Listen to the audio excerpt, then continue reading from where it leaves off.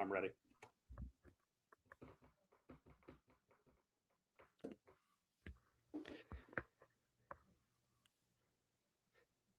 The Just Baseball Show is live. Thank you all so much for joining us. Thank you for joining us on Wednesday night. If you had the opportunity to do that for our top 100 prospects countdown, Aram Layton's top 100 prospects is live at justbaseball.com. It was a heck of a show. We went 2 hours and 10 minutes talking about 100 to 1, and we named every single name. We spent a heck of a bunch of time on 50 to 1. Huge shout out to Peyton Genius, Elijah Evans, a couple other guys, our graphics team, our video team. They just did an outstanding job with that. But now we are on the back half of our top 20 starting pitchers in Major League Baseball going into 2026, and this will be 10 to 1. You guys did honorable mentions and 20 to 11 on Tuesday. Now on Thursday, you get the 10 best arms in the game heading into the 2026 season. Jack McMullen, Peter Apple.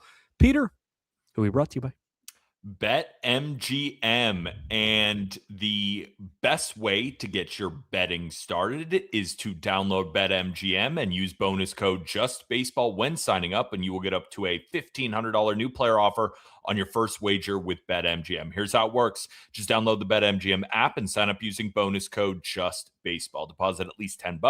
Place your first wager on any game, and if that bet loses, you will receive up to $1,500 in bonus bets. And there's no better place to be during March Madness than Vegas. This year, college basketball fans can win a VIP trip to the Court of Legends event featuring the Cavender twins. Simply place sports bets, and your position on the leaderboard will determine if you win one of the 25 grand prize packages. Just sign into your BetMGM account, opt into the promo, then start placing bets of at least $10 to climb the leaderboard. Make this March one to remember. Join the Court of Legends leaderboard and make it legendary. Again, that's code JustBaseball on BetMGM. Thank you to everybody joining us live here on YouTube.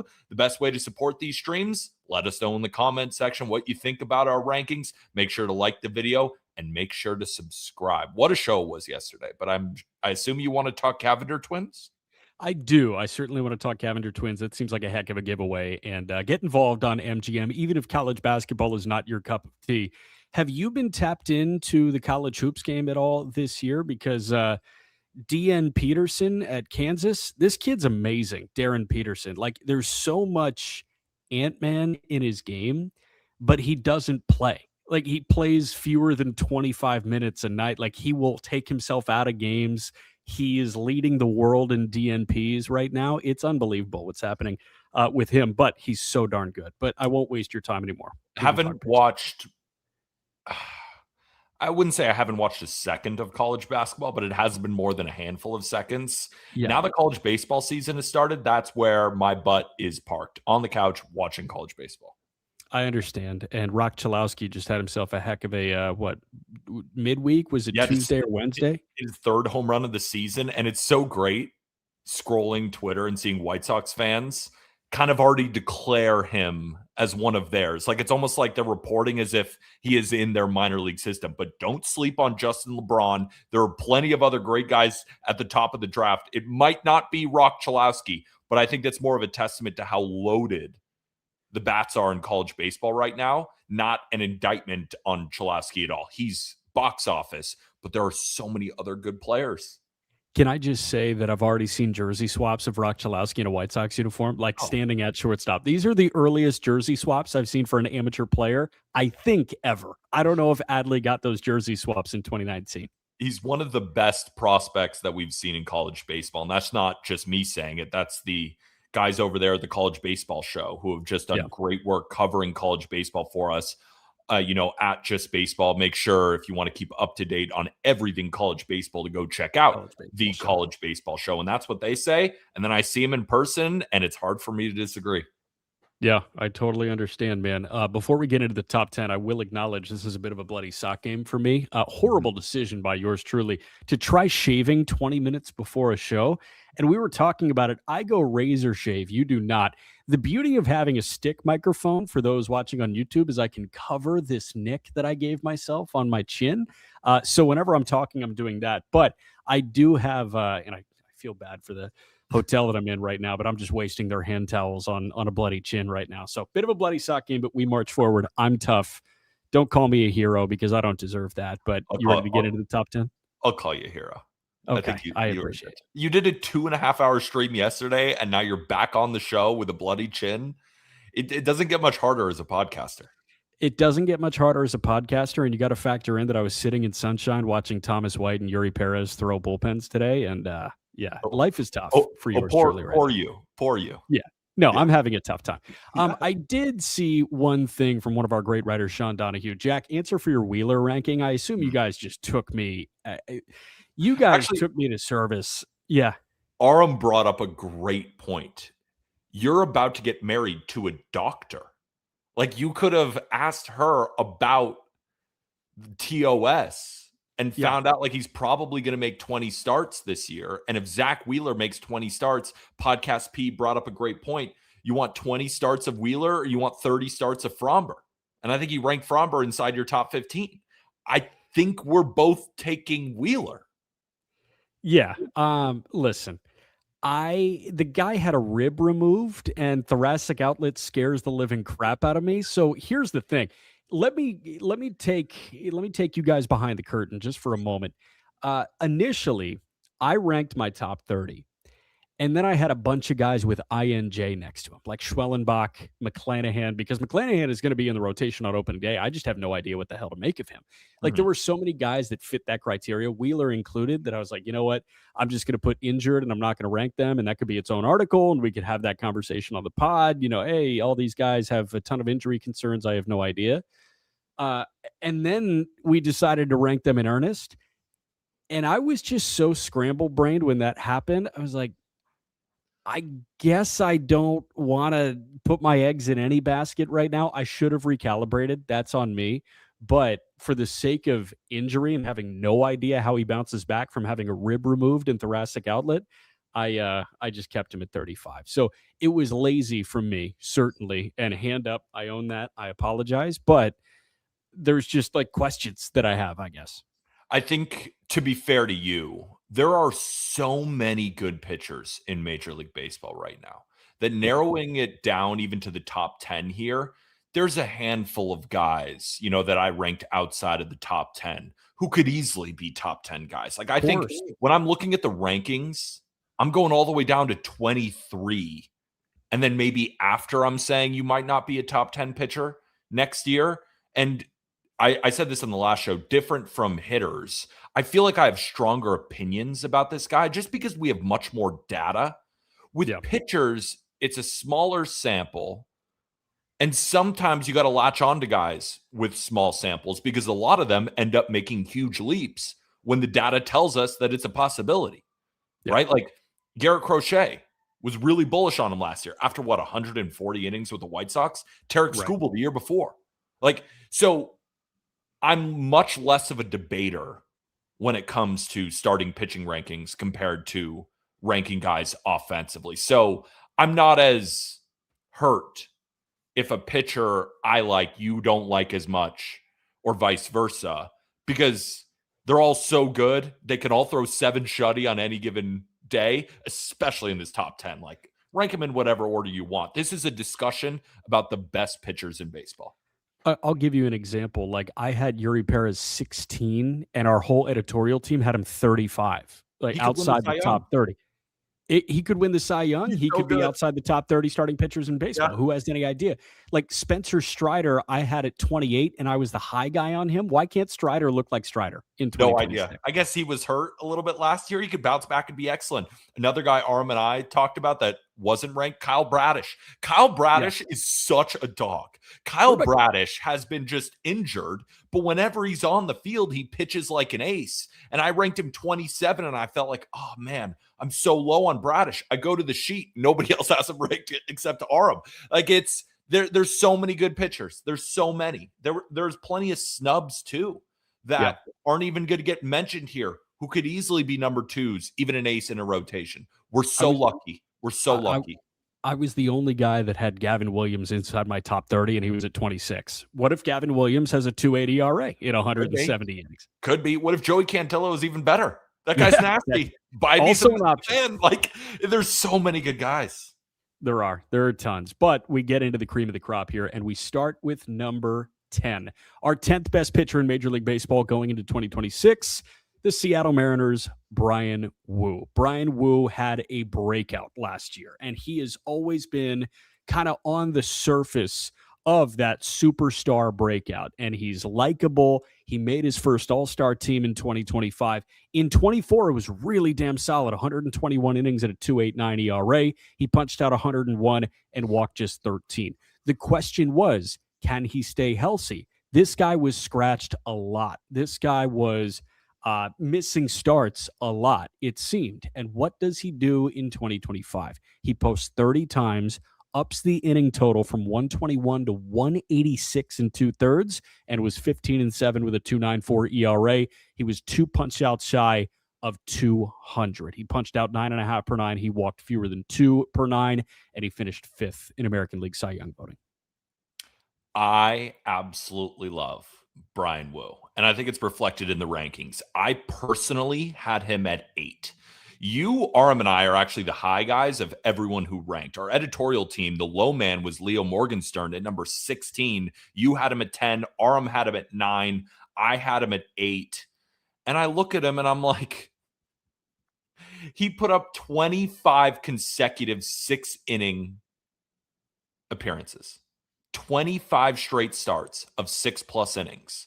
And what makes it even better, every single one of those starts, he walked 2 or fewer. Of his 30 starts, 27 of them were at least 6 innings. And another fascinating part of Bryan Woo's game is 72% of the pitches that are thrown out of his hand are variations of fastball. We know about that four-seamer, the invisible that rises up into the zone. Like, guys shouldn't get blown away by 94, 95, and yet they are, just because of the shape of it, the amount of induced vertical break. You see it belt high, it ends up chest high. That's the type of pitch. But then he also has the sinker, which he throws like 22% of the time, 47% for his fastball. The average launch angle against that sinker is -3 degrees. Yeah. For reference, Christopher Sanchez's sinker, and I think I consider him the best ground ball artist in baseball at this point, or at least that's how we ranked him. You'll see later. 0 launch angle. Bryan Woo, only like 25% of his pitches are breaking balls, and they all work as well. He's so consistent. It's low effort on the mound. I think he's going to eat innings forever. And until he loses fastball shape, I don't even know how to describe that. Like, it just starts getting softer out of his hand. I'm going to be super bullish on this guy. I think he could be, there was only 3 pitchers last year who threw at least 200 innings. I think that's in his future. And I think it's going to be at a low 3s ERA, and he's going to be one of the war leaders. Like, I couldn't be more bullish on Bryan Woo. So the thing that jumps out about the fastball sinker combination, and I love that you brought it up, I got to talk to Woo for a couple minutes at All-Star Media Day, and I just asked him about being a 2 fastball guy. Why did you add the sinker when the fastball was already so darn good? He prioritized the results against it. He said, yeah, it's a swing and miss pitch. The four-seamer is, but I also get deep into counts when I'm four-seam reliant. So it's a good put-away fastball, and it's a good get-ahead fastball, but when I want to preserve the pitch count, when I want to go deeper into games, and when I feel like I can kind of kick it into cruise control adjacent, that's when he can go to a sinker, and he can get early ground balls. You mentioned the launch angle against it. It is a ground ball machine, and he feels like those 2 pitches complement each other incredibly well. Think about it. You got to gear up for this fastball that is low release, high carry, invisible, to your point, that's also 96, 97 miles an hour. And then you drop in a pitch that looks the exact same until it darts down just a little bit. You're going to be on top of that because you're already overcompensating for the four-seam fastball. So the way that they marry and what he does situationally in deploying that sinker is what makes him a high-level thinker on the mound and a high-level executioner on the mound. Love that. I don't got anything more to add. I think that's perfectly said.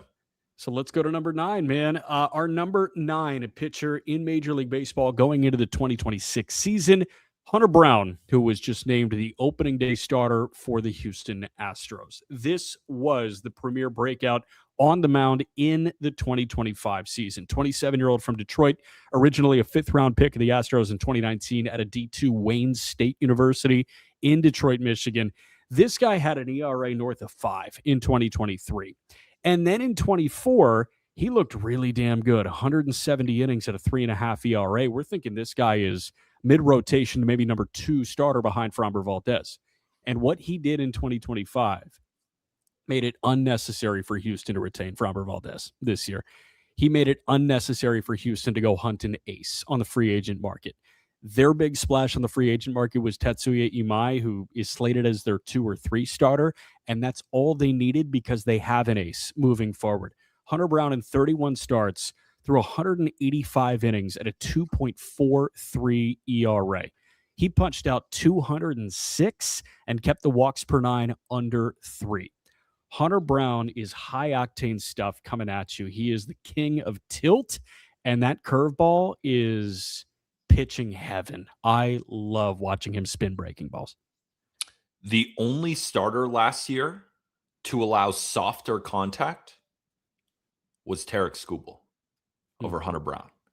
And then you combine that with the fact that he posted a 48.1% ground ball rate. So basically half the ABs against Hunter Brown are ending in weak grounders. And then about a quarter of the remaining half are strikeouts. Like Hunter Brown, the thing is, I was the low man on him and I almost kind of regret it. Like I had him at 14. I had him below guys like Logan Gilbert, Blake Snell, Jacob deGrom. And I think a big reason for that was, all right, if we're comparing him to the best of the best, his best season was 185 innings, and he made every single start because he doesn't go super deep into games. And I'm comparing him to the best of the best, right? He goes 6 innings plenty of times. We're just comparing him to the elite guys. And in the second half, it wasn't a significant drop-off, but his strikeout rate definitely went down, and his walk rate also climbed. But it's funny, he posted the exact same ERA. 2.43 in the first half, 2.43 in the second half. So I think what I'm seeing is a pitcher who allows soft contact as well as anybody else. But in terms of the strikeout rate, it's not quite as high as the elite guys. In terms of the walk rate, it's not quite as good as the elite guys. And he's only done it once.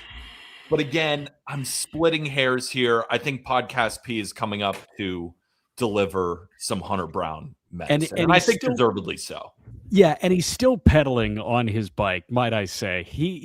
No, don't expose me. Not. I am. You're right. You're right. Okay. Do you want me to keep it a secret, or can I explain? No. You expose it to the crowd. So this is like if a standing desk was on steroids. So Peyton has a desk set up. I can't. Yeah. That is, you can't show it. That is connected to a stationary bike. So this guy, while he is producing the show and while he is editing all of these kick-ass videos that go on Just Baseball Media's social channels, he is pedaling away. This guy is like the worst person in the office that happens to be awesome, and we love him. No, it's like a fidget spinner, but one that, can like helps me with the work from home lifestyle. You know what I'm saying? I understand. But when it comes to Hunter Brown, and I do think this is interesting context, and I do agree with Peter. I mean, obviously, I think it's very reasonable to want to see it again over a full season. And obviously, he's ranked highly too. Yeah, I wouldn't even. He's ranked highly too. I think he's going to do it again. I don't think he's going to pitch to a 2.43. Like all of his underlying ERA predictors are around 3.1. I still think he's going to be really good. I wonder, can he get that strikeout rate back up?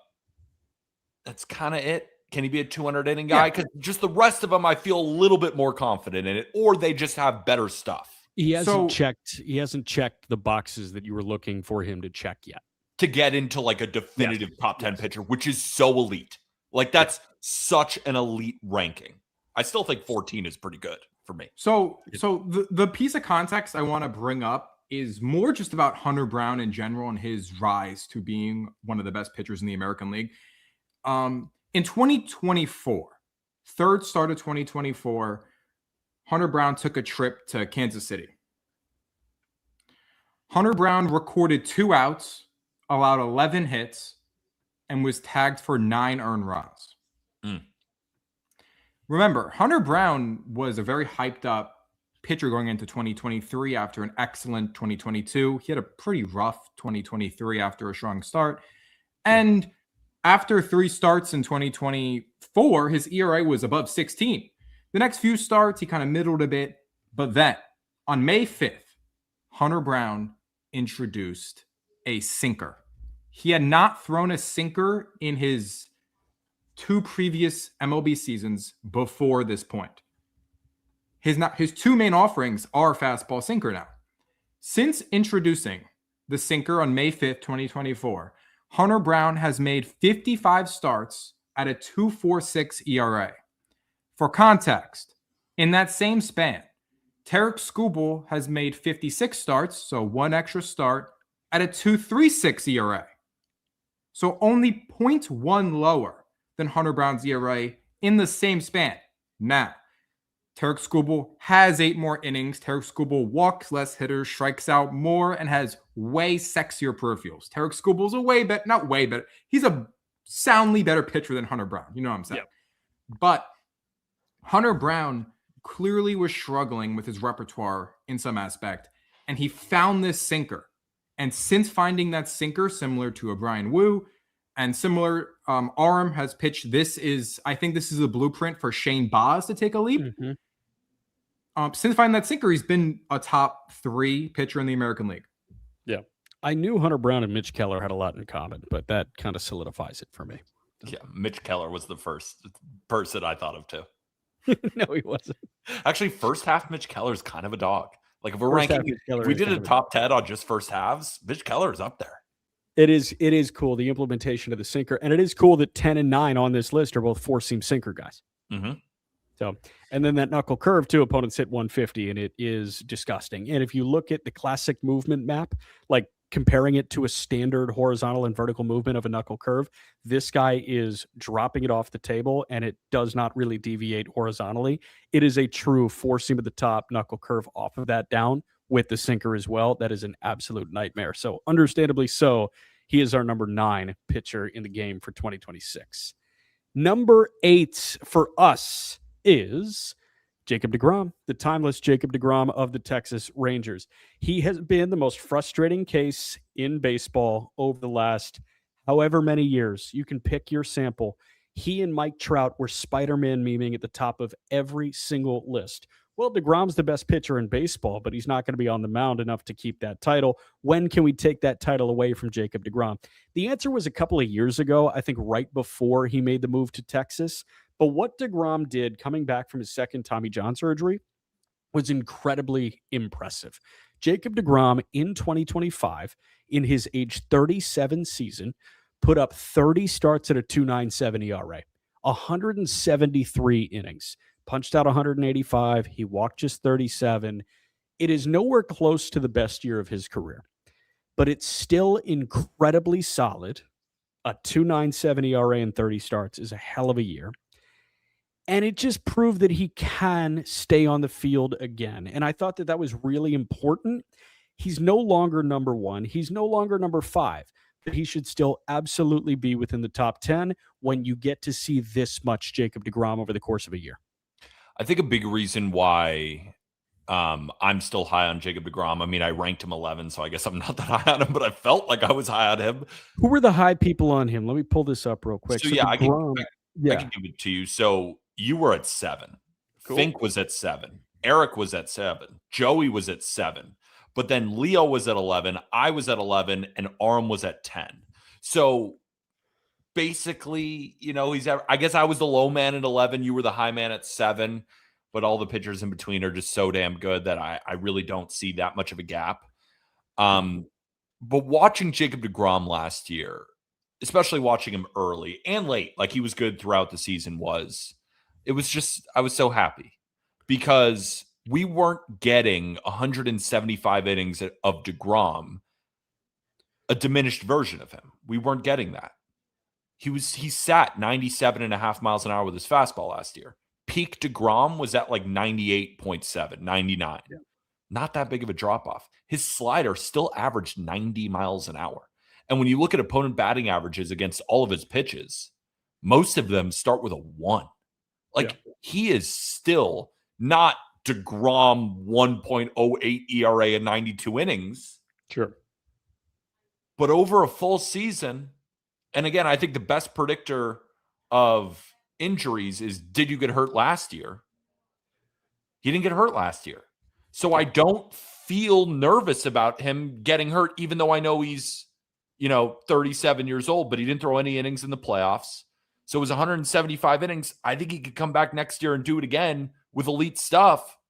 It's going to be one of the best pitchers in baseball. And we already know about DeGrom. Like, there's not a ton of analysis here. He's just got slightly worse stuff than some of the best stuff we've seen this century. Yes. That's so it. He's taken I think the best way to look at him taking a step back from his otherworldly stuff lies within his slider. When DeGrom was undoubtedly the king of the pitching world, his slider was the best pitch in baseball. And it's not this crazy huge sweeper. It was a baby cut slider, and everybody wanted 2 different slider shapes. They wanted like the sweepier one before it was called a sweeper, and then they wanted this baby cut slider that DeGrom was throwing. It actually, when you look at the movement profile, looked like it wasn't getting the job done. It was below average vertical and horizontal movement, but that's why it was so damn good, because off of 101, you were getting 92 that was moving like a little baby cut slider. Now it's starting to fit the average slider in terms of horizontal and vertical movement. So it's dropping a little bit more, it's sweeping a little bit more, and it really doesn't drop and sweep as much as your standard slider, at least it seems, because it's moving so quickly, but it's becoming less of that baby cut, and he's getting less swings underneath that slider. So I just feel like him maybe, trying to match Father Time, or Father Time, besting Jacob deGrom right now, is taking that it pitch for him and making it slightly more average, and that's why he's number 8 and not number 2. Also, one of the masters of tunneling. Like, I've seen multiple at bats last year when watching DeGrom, where all he's doing is having the catcher set up on the outside corner, like low and away to, let's say, a right-handed batter, and he'll dot 99 right at the lower outside edge. Yeah. And then his next pitch will be a slider, looks exactly the same out of his hand at 91 miles an hour, looks like the fastball 75% of the way, and then dips. Yeah. So you got to, as a hitter, you have to determine, you're going for the dip or you're going for the heater. You don't know. And then on 3, pitch number 3, when you're thinking about both of them, here comes the changeup in the exact same spot, and it goes the complete opposite direction. Good night. Yeah. Still got it. That's why it's just, God, I love DeGrom. He looks like a horse still. Like that. Buxton is a good example. Like when I see Acuna healthy and playing, like my eyes light up. I just smile because I'm like, these guys, when they're playing every day, are as talented as anybody. And we finally got 175, and it seemed like a 2.97 ERA was almost a disappointment. Yep. That's I'm hoping for 175 to 180 again. But let's go to number what? I said I think we're going to get it. We could. Let's go to number 7 here. And our number 7 pitcher in baseball entering 2026, another guy that is on the other side of 30 years old and pushing past it, getting closer to 40, the Atlanta Braves left-hander Chris Sale. Sale somehow found the fountain of youth. I don't even know if it was a fountain of youth. It might have just been getting out of Boston because that place was cursed for him. 36-year-old turns 37 at the end of March, a couple days into the beginning of the regular season. His final year in Boston, he threw 103 innings at a 4.3 ERA. And then he's traded for Vaughn Grissom, and Boston attaches cash.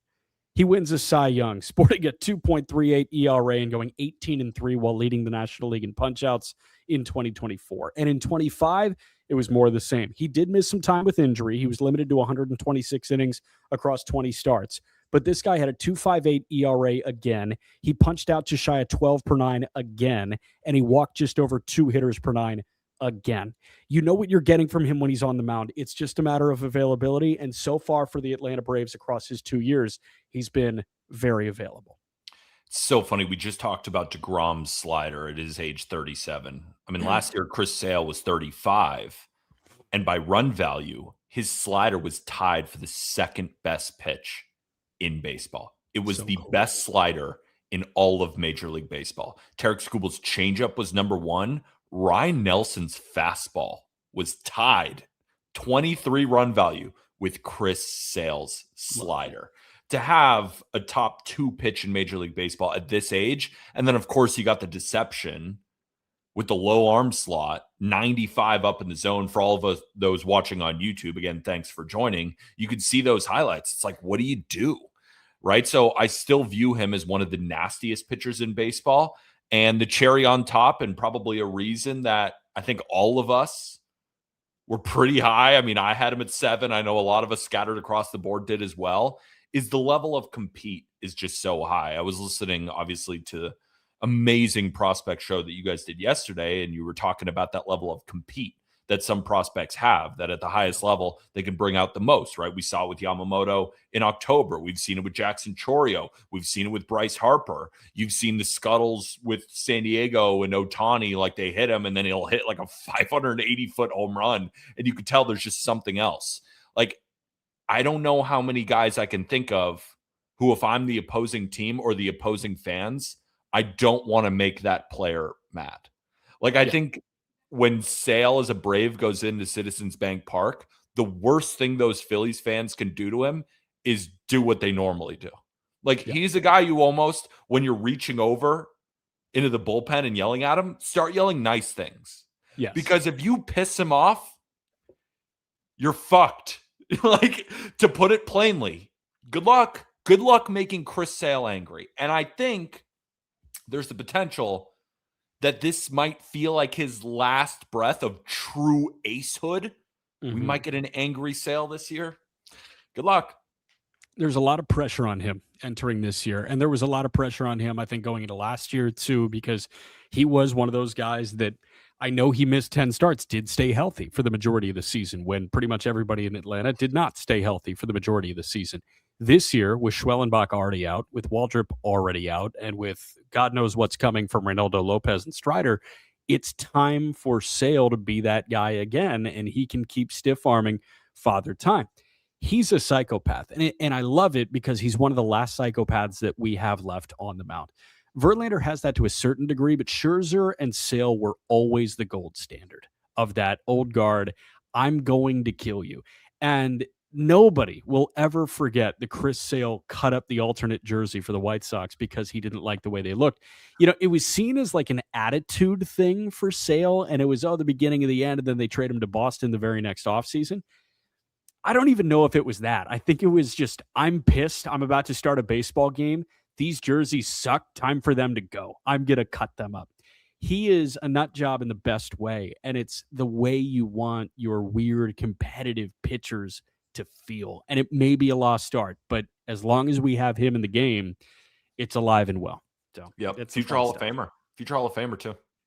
I think so. I just hope he goes in with a White Sox hat instead of a Braves hat, but I think he should go in with a White Sox hat. I think he would. Yeah, I would think so. Although he won his only Cy Young in Atlanta. And he did win a championship with the Red Sox. They are unfortunately out of the running. For Sale bust. Yeah, probably. But I just think he's won a World Series with the Red Sox, but that was as short as 10-year. In his later career, that's where he won his Cy Young. But I still do think of him as a White Sox, even though at the other two places he had more success from awards or a winning standpoint. It was such a sad ending to his Red Sox tenure. I really don't think he goes in as a Red Sox. I don't think he does either. It's just funny to look at his career, and he's a psycho. He has a psycho career. It's awesome, and I love it. All right, let's go to number 6 here. Number 6 is one of the more reliable starters in Major League Baseball, and he's out west. He is my favorite late night viewing in the game. It's Logan Webb of the San Francisco Giants. When you turn on a Logan Webb start in San Francisco, you have a feeling that he's going to go 7 innings at the very least. And before the 2025 season, I was like, okay, I'm just signed up to see a ton of ground balls, and this is Brandon Crawford's time to shine, and this is a couple other guys' time to shine, Matt Chapman for a year as well. And then Logan Webb decided to add a four-seam fastball. And Logan Webb decided to start racking up punch-outs at a level that he had not racked them up over the course of his career. Logan Webb upped his Ks per nine from 7.6 in 2024 to 9.7 in 2025, all while lowering the walk rate. It still hasn't matched the 31 walks in 216 innings that he posted in 2023. But over the last 3 seasons, Logan Webb has been an all-star twice. And on a per-season basis, he's making 33 starts. He's got a 3.31 ERA. He's averaging 209 innings pitched, and he's averaging 197 strikeouts. He is always on the mound. He's always going deep in games, and he is always a threat to go 7 or 8 scoreless. The 3 pitchers last year who threw 200 innings: Christopher Sanchez, Garrett Crochet, Logan Webb. Throwing 200 innings is extremely rare nowadays. Logan Webb has done it for 3 straight seasons, and in those 3 seasons, he's pitched to an ERA below 3.5. In 2 of those 3, it's been an ERA at like 3.2. And he posted his highest strikeout rate near his career. I think outside of 2022, it was like a 0.2% higher. But regardless. No, it's the highest. Actually, rate would be different, but by Ks per 9, it is the highest by a 10th. There you go. So whatever, he was putting up, elite strikeout numbers for his career. Yep. Logan Webb, the ranking for me is always tough, even though I also had him at 6. I think everybody did. No, Fink had him at 4, and there was a couple of 5s out there, but the lowest rank he had was 6. I kind of love that. I kind of love that too, but it's kind of based on what do you value most? Because I think if I need to win one game, I don't even know if Logan Webb is in my top 15. But if I need to bet on a guy to throw 200 innings at a low 3s, he's my number 1 bet. Over Skubal. Skubal hasn't done that. Over Skeens. Christopher Sanchez has done it once. Crochet's done it once. The best bet to give you the most value is Logan Webb over everybody. But then I think I could go through it. It might be 20 arms in a 1-game sample. So that's the balance. Is that from a pure talent perspective, again, in a 1-game sample, I don't think he matches up to some of these guys. But over a long sample, give me Logan Webb over just about anybody. And that matters more to me than a 1-game sample. So I'm going to have him at 6, and I'm going to love having him at 6. So I don't want to say it's disrespectful to have him outside the top 20 in terms of a single game, but I do think you may be like underrating what this guy can do over the course of a single game. But I'm wholeheartedly with you. If you're banking on a guy to give you 200 innings, he is the one. And I think if we were drafting the safest team that you could possibly draft outside of Skeen, Skubal, Crochet, Yamamoto, he's probably number 5 for me just because of the track record and what he's done. I actually think, I'm going to say something. I think he's a safer bet than Yamamoto. I disagree. To give you value over a season, and we'll talk about when we get to Yamamoto, so I almost want to save it. Yeah. You'll hear why. And it's almost not Yamamoto's fault. I'm teeing it up for later. You'll hear. Interesting. Okay. Yeah. That's a tease. That's a tease and a half. Logan Webb was probably the second best ground ball pitcher in Major League Baseball in 2025. We're going to talk about the best in a moment. But before that, we will whoosh.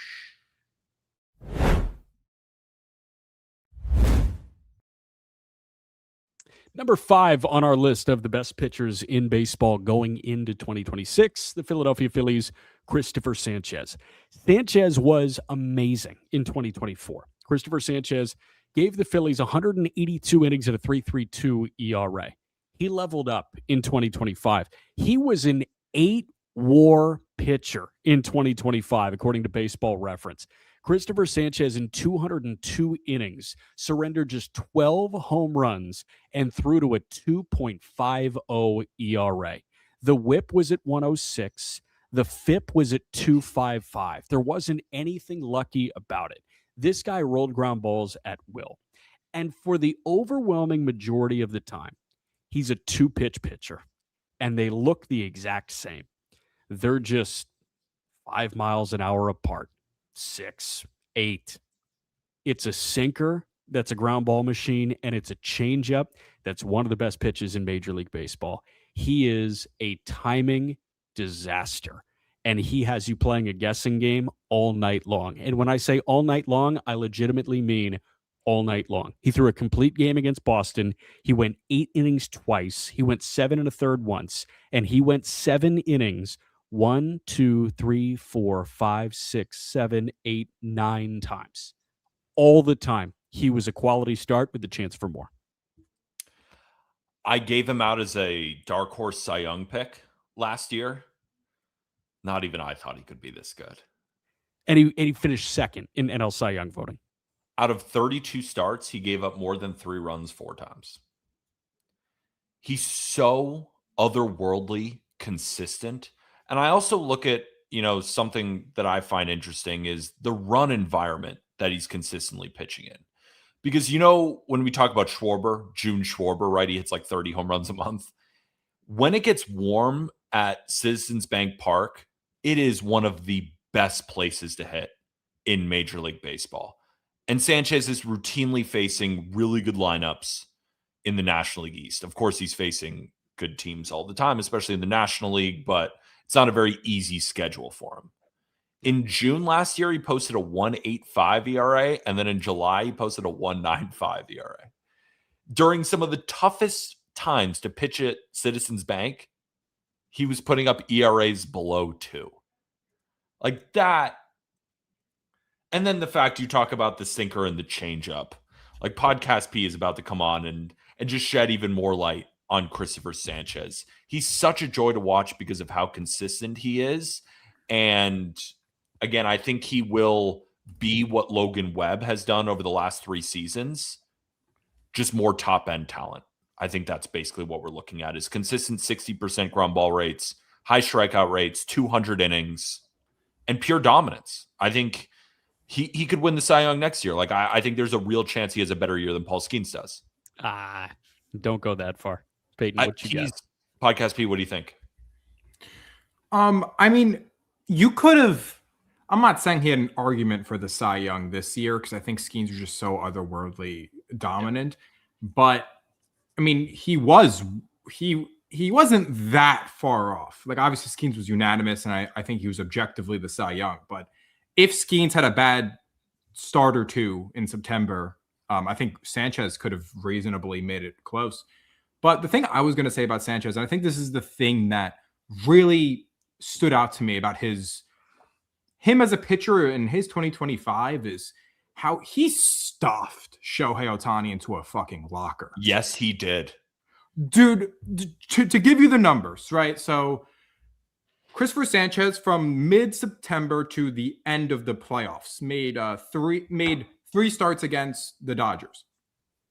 From his last regular season start against the Dodgers on September 16th to the first start against the Dodgers in the NLDS, he had a stretch where he struck out Ohtani in 5 consecutive plate appearances, and he made Shohei Ohtani swing and miss 10 times in 11 swings, and 3 of those strikeouts were looking. Like he zapped. It was kryptonite. He literally stuffed the best baseball player of all time into a freaking locker. So you know what he reminds me of? And like, bear with me on this one. He reminds me of PKs in soccer, like a penalty shootout, because you got to guess low, high, you got to guess hard, soft. Like there's so many elements that a goalkeeper has to guess successfully in order to stop a PK. And for me, like hitting against Sanchez is just, it's a penalty shootout. And but here's the time. I love that analogy, but here's the difference. In a PK, if you do guess right, you'll stop it because it'll just hit your body, right? Like unless I don't know soccer that well, but are guys like kicking PKs and it's going through a guy's chest and getting him into the goal? Because these are bullets. Like even if you guess top right correctly in a penalty shootout, like it could still sneak its way into the net because it like the blowback of the goalkeeper's hands is just so intense. Like there's a lot there, or it could be perfect and it could be the upper right corner and a goalkeeper can't cover that. So there are like a lot of factors there. And the game is won, like a soccer game is won when a goalkeeper makes a stop out of 5 or 6 or 7. So like for me, that's the Sanchez effect. To piggyback off what Jack said, like these were the pitches that Sanchez was striking out Ohtani on. Oh. Yeah. Like that's a guessing game, and that's Sanchez winning a guessing game. Real quick for all those listening on audio. Podcast P just put up a clip of Shohei Ohtani staring down 97 down the middle. Like doesn't really get more middle than that, and he's fooled. That shows the wizardry. That's like because that's what really stood out to me. It was just like he went toe-to-toe with Ohtani in the biggest moments of the season, and Ohtani was simply lost. Now, another thing about Sanchez that piggyback off the changeup talk is there was a start he had on April 17th against San Francisco where Sanchez, there was 30 swings against Sanchez's changeup. The Giants whiffed on 23 of them. Oh. Like, he just has like it's such an awkward release because he's so long. He's 6'6". He's 6'6". It's just so awkward though. It's so like downhill, but also it's just so bizarre. And guys and when he's in a groove, it's impossible. It's like Lefty Wheeler, where it's the lower slot and he's extending so far down the mound, but it's more whippy. It's almost like, is it weird to say DeGrom-ish? With the way so it's moving in a different way because obviously those guys like Wheeler's sure. going to get a ton of punch outs on that 4-seamer. Sanchez, it's like, okay, a bowling ball's on you that quickly. He's like a speed bowler. Yeah. The reason I say DeGrom is not due to movement. I'm just talking about down the mound, that whippy long extension where everything looks exactly the same. Like it. Again, there's no really good comparison here. No, but I like the Wheeler comp because he just gets on you. And Wheeler's 6'4" and he pitches like he's 6'8", but Sanchez is 6'6" and he pitches like he's 7 feet tall. Like he pitches like he's Randy Johnson in a way. Yeah. Not as hard as Randy, but like kind of. Yeah, I see what you're trying to say. Yeah, I don't even know what I'm trying to say, but I feel like you guys get what I'm putting down. No. I understand the logic. Ball knowers understand. Jack probably has no idea what I'm talking about. No, I don't really know ball. Are we ready? To get into a clear-cut top 4? Let's do it. Yes. I really do think this is a clear-cut top 4, and that's no indictment on Christopher Sanchez whatsoever, but these guys are the top of the game when it comes to the best pitchers in baseball right now. And we start with number 4. It's the World Series MVP from 2025, Yoshinobu Yamamoto of the Los Angeles Dodgers. Yamamoto flashed amazing, amazing things when he came over ahead of the 2024 postseason. But Yamamoto in 2025 leveled up. It was 90 innings at a 3 ERA exactly in 24. But in 2025, 30 starts, 2.49 ERA in 174 innings. He punched out north of 200 hitters. He finished 3rd in NL Cy Young Award voting. And with 200 punch-outs, this guy had a 53% ground ball rate. Ground balls, strikeouts, and guts in the postseason. His postseason pushed him ahead of Crochet for me. I had him at number 3. I had him at number 5. Because at the end of the day, we're projecting for 2026. Or at least that's what I'm doing. I get why you put him there. After watching that World Series, I think to myself, is he better than Skeens? I'm really thinking to myself, like, I mean, in the biggest moment, who else would you want? 2.49 ERA in the regular season sounds great. 1.45 in the postseason, and coming in that scenario against that Blue Jays offense, one of the best performances I have ever seen in my life. I'm 28 years old. I don't have a super long life, but in my life, I remember Bumgarner and I remember Yamamoto. That's probably where they rank in terms of unbelievable performances. And on my rough draft, I instantly put Yamamoto 3. I said, yep. But then I'm thinking to myself, and here's what I was talking about previously. Sure. The last time Yamamoto threw 190 plus innings was 2022 back in the MPB. He threw 90 innings, a little bit banged up. And then last year was 175 in the regular season, and it was like 37 in the postseason. So he's coming off the most amount of innings that he's ever thrown. and then he's going to go shove in the WBC. I assume he's going to pitch well. I'm a little bit worried. And again, remember, we're splitting hairs when we're talking about the top 5 pitchers in baseball. Sure. A guy that size taking on the biggest workload of his career in the biggest moment, because an inning in the postseason is not an inning in the regular season. Like, your focus is different. Guys are throwing harder. Your adrenaline is higher. It's tougher on your body, right? We saw Gallen drop off a little bit on a similar spot, right? Because after that 2023 run where he dominated over 200 and then threw 35 innings, then he started to dip down a little bit because he's a human being. Now, Yamamoto sometimes doesn't look like a human being, right? He's throwing javelins and he's doing the splits and cartwheels. Like, maybe he is a unicorn where none of this matters. But I got to see it. I still ranked him at 5. That's how highly I think of him. But I am just worried about the biggest workload of his career going straight into the WBC without Shohei pitching. So it's really on him, right? He doesn't have Darvish. He doesn't have a lot of the other MPB arms that we're used to. It's his rotation. Like, Skeens and Skubal are probably going to go 4 inning spurts. He might go 6 because they want to bring home a championship. Like, he might throw a ton of innings in the World Baseball Classic. And then I'm also thinking the Dodgers know this. Won't they limit his innings? Like, I think he probably finishes like 11th in pitcher FWAR, but those 150 are going to be sick. Like, he is amazing. Yeah. For 2026, I'm more concerned about him than the other 4. If we're splitting hairs. Is that fair? Yeah, I mean, I get where you're coming from entirely. I will say that so many of those factors are external. Exactly. They're not his fault. They're not his fault. And it's also like they're all moving parts outside of an MLB regular season. So I can't like dock him because I'm forecasting that he's going to have a greater workload in the WBC.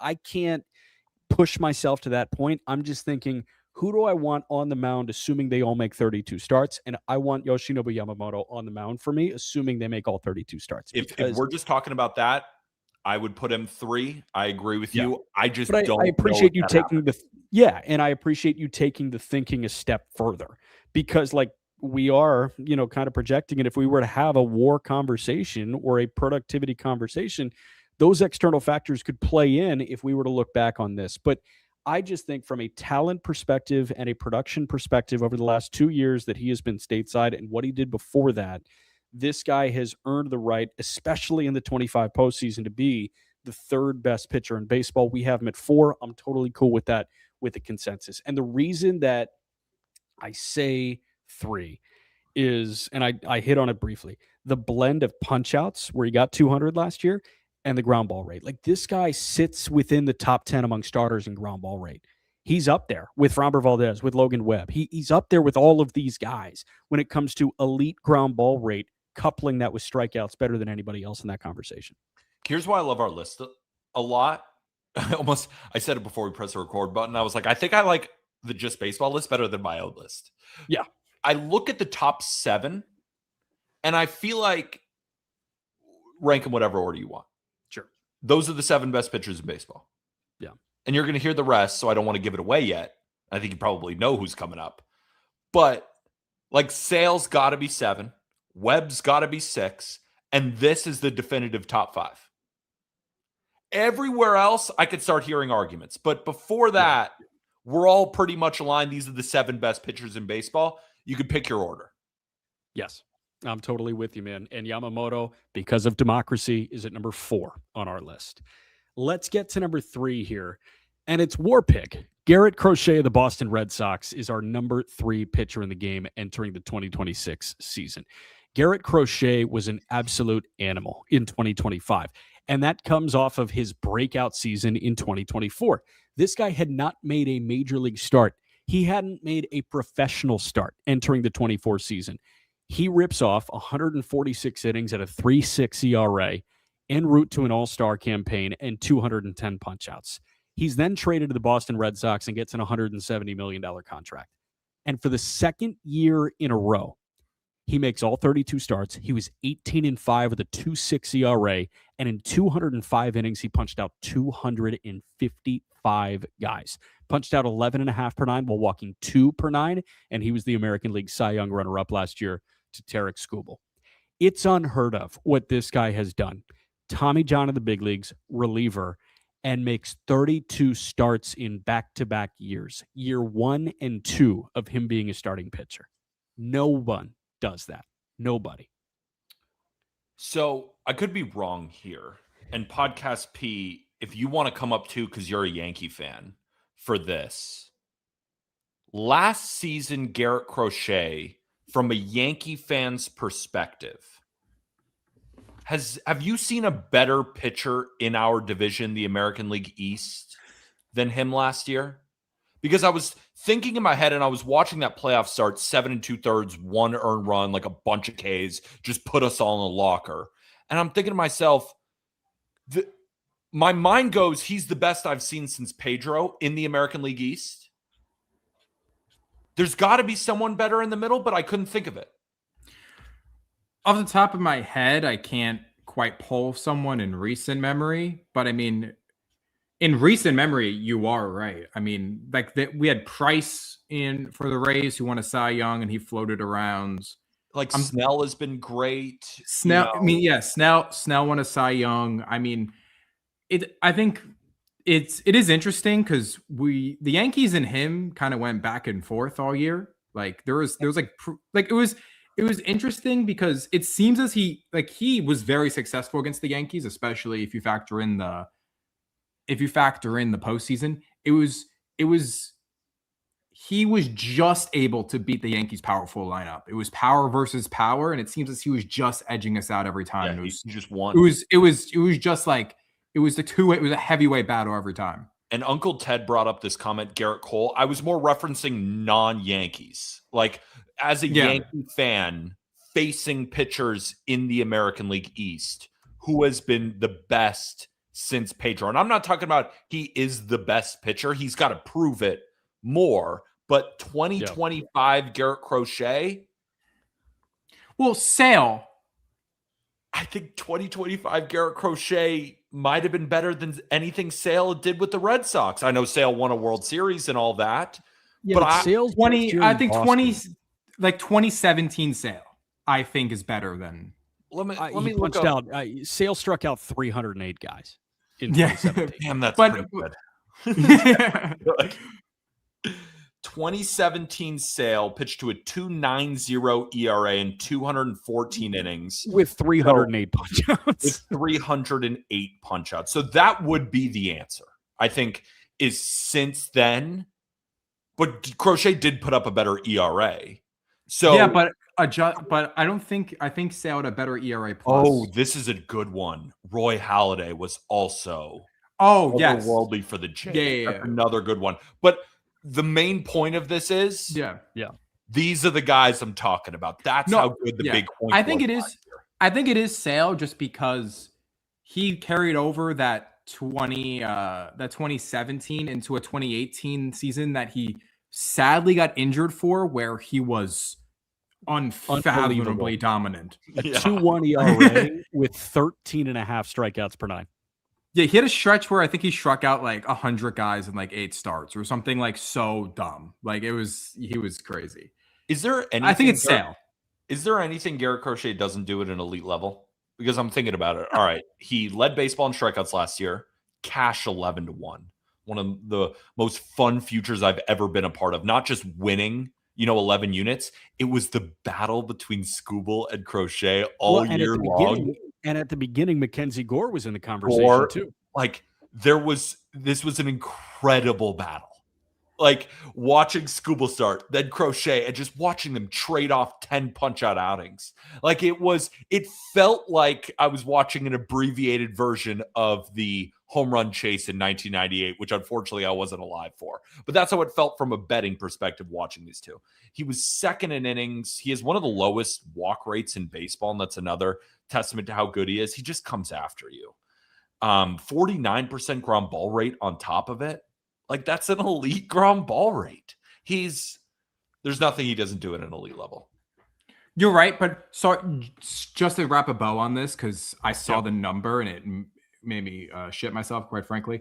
2018 Sale from June 24th till August 12th made 7 starts, went 7-0, had a 0.20 ERA. That's one earned run. One earned run over 44 innings with 80 strikeouts.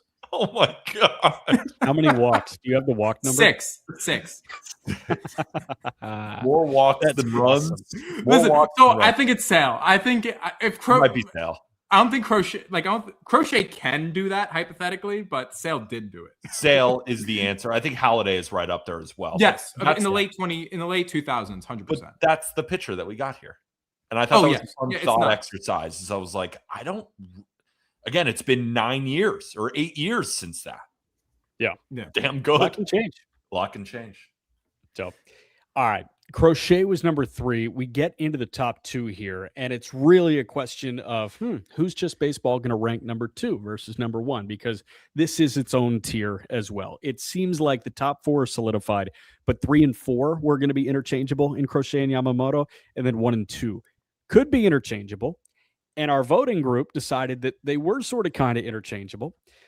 But number 2 is Paul Skeens of the Pittsburgh Pirates. Paul Skeens, in his first 3 full years of being a pitcher, has broken the SEC single season strikeout record, won a College World Series, been drafted number 1 overall, won a National League Rookie of the Year, and won a National League Cy Young Award.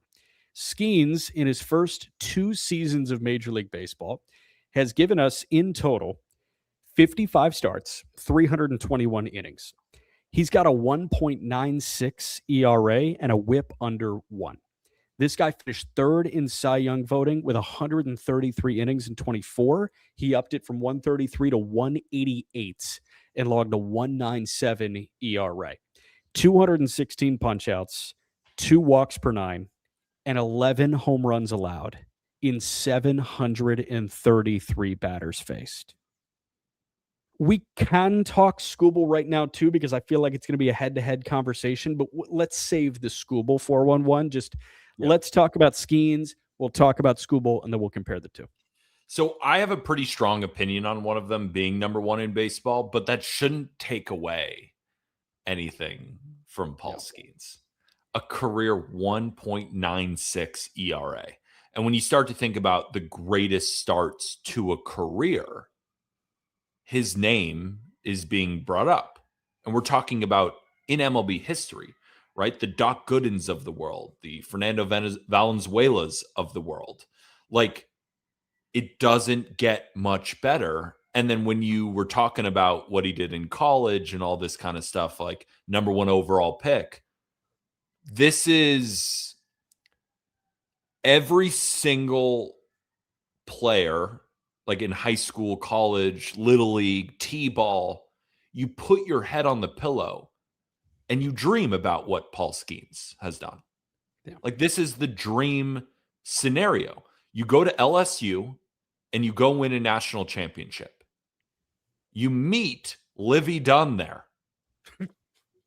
You get drafted number 1 overall.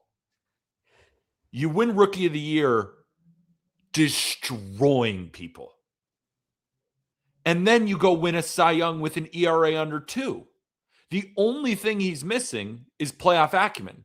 And that's not his fault. I mean, what could he do? He went 10-10 last year. Like, the Pirates need to help.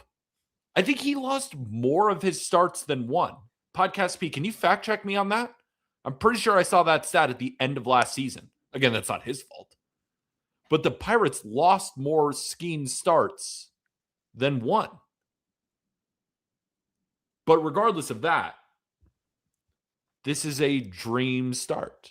Like, legitimately, every player who has ever dreamed of being a professional baseball player, at least on the pitching side, does it get any better?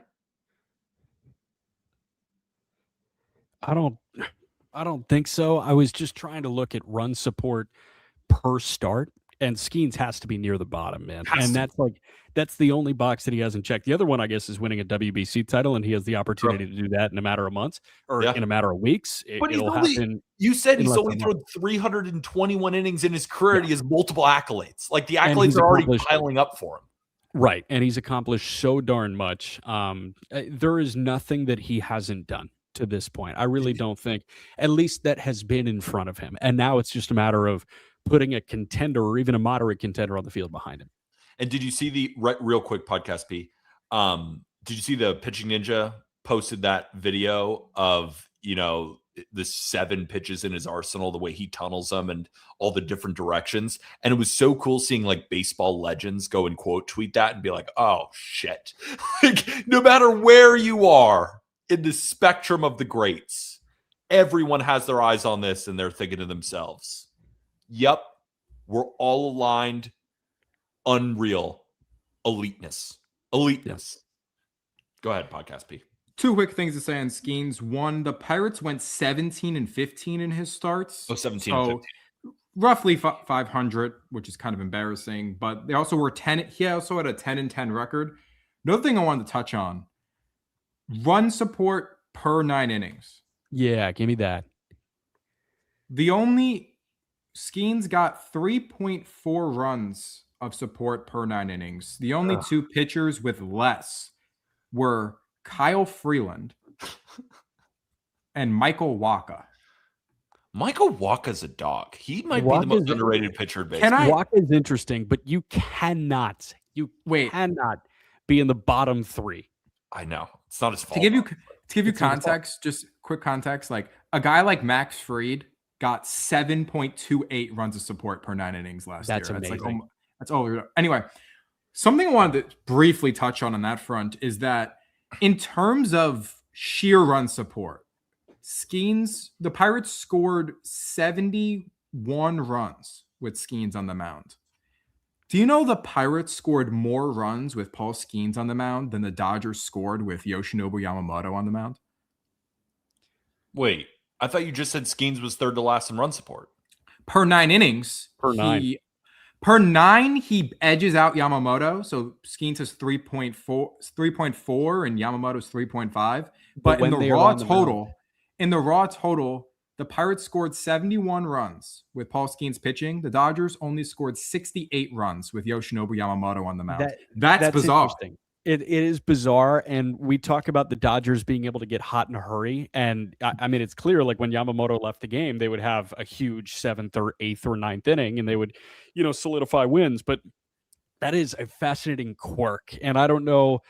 It's got to be coincidental. It's more coincidental than anything. It might not be, because for the Pirates, they just had a lack of talent offensively, but the Dodgers don't. So are they just getting distracted watching Yamamoto's pregame routine? Because I'd be like, I will say, then you screw up your routine and you don't hit that day. I will say though, in 2024, the Pirates scored 5.6 runs when Skeens was on the mound. So obviously the Pirates the last 2 years haven't had this insane offense. They've clearly upgraded this year. Like, I kind of love their offseason, relatively speaking. I think you could see that kind of as a bit of, not is bad luck. And if Skeens is getting 5 runs of support per 9 innings this year, he can easily win 15 decisions. It's so funny. That's all we're talking about with Skeens is his teammates. You got to win more games. Yeah. It's the rest of you that are hurting our guy. Crazy. But I agree. I love the Pirates this year. I want to intro Skubal here, and then we'll get into the Skeens versus Skubal conversation quickly to wrap us up. But Tarik Skubal is our number 1 pitcher in Major League Baseball entering 2026. And there's no hole to poke in Tarik Skubal. There's no hole to poke in Skeens, but Skubal has arguably been more dominant. Tarik Skubal is coming off of back-to-back Cy Young awards in the American League. He's the first guy to do that since Pedro Martinez in 1999 and 2000. Tarik Skubal has led the AL in ERA for the last 2 years. He somehow didn't lead the American League in punch-outs because of a Mr. Crochet, but he led the AL in FIP each of the last 2 years, and he led the AL in WHIP this year. Tarik Skubal, in 192 innings in 24, was 18-4 with a 2.39 ERA. He got better this past year. In 31 starts, Skubal in 195 innings had a 2.21 ERA, punched out 241, and walked 33. So that's 3 more innings pitched than 24. That is 13 more punch-outs than 24, and it's 2 fewer walks than 2024. It's a lower whip. His whip in 25 was 0.89. And again, he finished first in Cy Young voting and 5th in American League MVP voting. He is more of a strikeout artist than Skeens, and it seems like Skubal's best starts are better than Skeens. On a start-by-start basis, I think that's where the conversation can be had. Did you see he put up a 0.89 whip? Yeah. Christopher Sanchez whip against lefties last year was 0.85. What? We just had that whole segment about him putting Ohtani in a body bag, and this is what Tarik Skubal does no matter what handedness you are. So we have a difference of opinion. You have Skeens number 1. I have Skubal number 1. So let me give you my rant, and then you can rebuttal. So Paul Skeens versus Tarik Skubal. I don't think the best pitcher in baseball argument is all that close. A very simple yet effective way to evaluate pitchers, both in the present and in the future, is looking at how many strikeouts and walks a pitcher has. Skubal has the higher strikeout rate and the lower walk rate. When a pitcher inevitably allows contact, the goal is to allow soft contact. Hard hit balls often lead to more hits. It's simple. Tarik Skubal has the lower hard hit rate.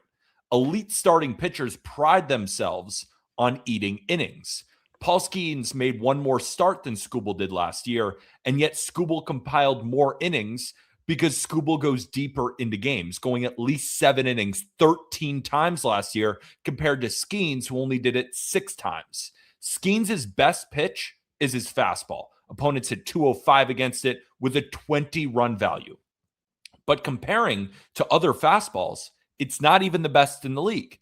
The best pitch in baseball by run value is Skubal's changeup at 25, and opponents hit 154 against it. Against his fastball, opponents hit 189. Now, it's not Skeens' fault that he hasn't made the playoffs, but Skubal has, and he's posted a 2.04 ERA, averaging nearly 7 innings per start. Right now, there's no question in my mind that Tarik Skubal is definitively the best pitcher on the planet, and winning his 3rd consecutive Cy Young feels inevitable. The only reason that I had Skeens 1 and Skubal 2, and it is razor thin, and I could flip a coin. Who's to say I didn't flip a coin when I put Skeens 1? The reason that I say that is because of how young Skeens is in his pitching life. There is still meat on the bone somehow with Skeens. Again, we're 3 years into this guy being a pitcher full-time. He was a 2-way player before that, and apparently he was a heck of a hitter and not so much of a pitcher when he was initially committing to the Air Force Academy and when he got to the Air Force Academy. He was the closer, and then he started starting games, and then Jay Johnson came calling at LSU, and the rest is history. And this guy is one of the 2 best pitchers in baseball. But Skubal, the way he can get hot and stay hot over the course of a single night, Skeens hasn't done yet.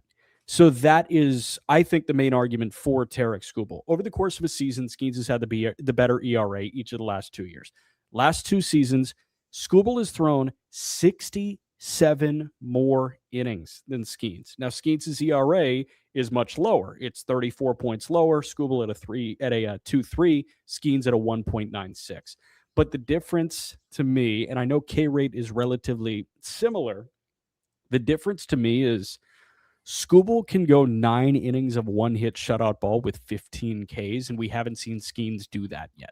Yeah. Skeens is more of that, let's do the dance, let me get some ground balls, I'll roll some double plays, I'll also punch out the world. We just haven't, if there's one guy that's going to punch out 20 in the big leagues in 2026, I'm betting it's Skubal. Yeah, and I also think, you were talking about Skeens' pitching life, and I just thought to myself, the 2 best pitchers in baseball right now, one started at Air Force and the other started at Seattle University. Yeah. And Tarik Skubal, there's a story where he almost dropped baseball entirely because he didn't have the money in order to pay for school. And the head coach of Seattle basically were like, we need you. You have to keep playing, and gave him it was either half scholarship or a full scholarship, gets drafted. and the rest is history. But yeah, when I look at Skeens versus Skubal, I'm like, okay, Skeens is going to give me 5 innings or 6 innings of 1-run ball every time. Skubal is going to do that pretty much every time, but his other starts are 7 or 8 innings or 9 innings, like you said. And I think that's just the separator here, is because Skeens does have a lower ERA, but I'd like to see what his innings look like in the 7th, in the 8th, in the 9th, where it gets harder and harder and harder to maintain that. So if he were able to do that, we can have another discussion. But Skeens is definitely the second best pitcher in baseball. Like, I'm not dropping Skeens. I just think Skubal is definitely better. Yeah. Go ahead, Mike Gatsby. I love that you brought up the interesting symmetry between Skubal and Skeens, in the sense that you wouldn't expect these to be the backgrounds for two guys who are so objectively the two best pitchers in baseball. Yeah. And I wanted to build upon that because I do find a lot of their careers interesting. You look at 2023, real. Yeah. 2020 Seattle baseball coach in the Hall of Fame coming to us from Mike G15. In 2023, Skeens starting pitching for the first time ever. While at the same time, Tarik Skubal was, I did a piece about this, was quietly the best pitcher in the American League. And no one really noticed. And a lot of people noticed. I know you noticed. But a lot of people were kind of sleeping on it, was that he came back on the 4th of July. And that's when he had a elbow surgery in 2022. It wasn't TJ. It was a tendon thing. He comes back. He adds 2 miles an hour to his four-seamer, drops his primary slider approach, and adopts that changeup that has been the signature for him.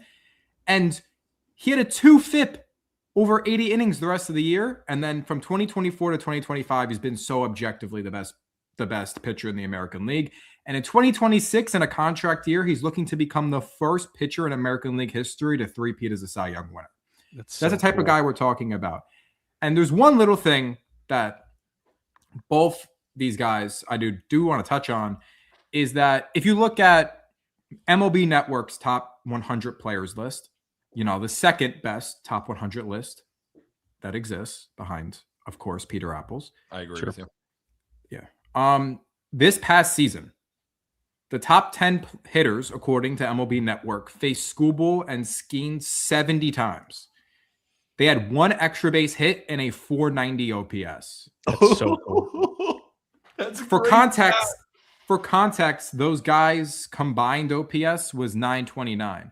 Oh. If you look at all of the hitters in the top 100, according to MLB Network, Skeens held them to a 542 OPS over 178 plate appearances.